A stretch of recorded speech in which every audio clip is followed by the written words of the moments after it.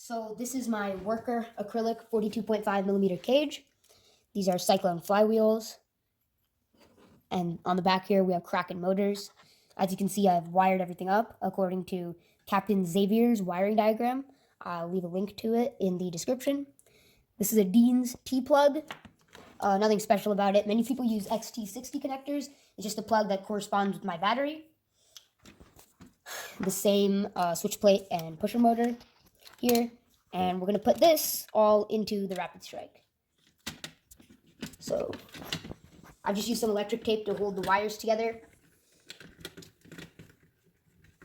So here I'll put this.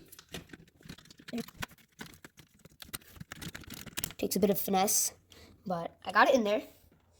Now my Rapid Strike should be working. From this point, you want to put in all of your stuff again. Just for fun, I have a 9-volt battery here.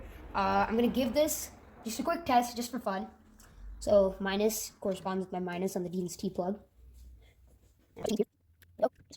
Now, when I press my rev trigger, the flywheel should spin.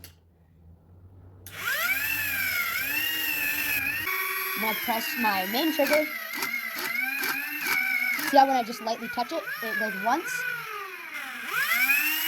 If I hold it down,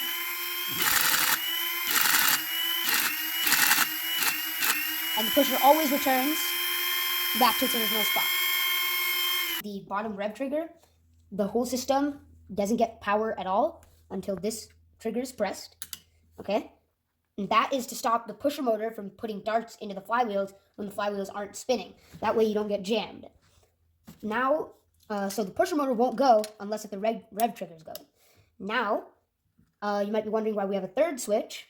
The third switch up here is to make sure the pusher always returns. Because if the pusher is left out here, then that's not good. It'll be slower. It'll be worse. Also, you won't be able to cycle off just one dart every time.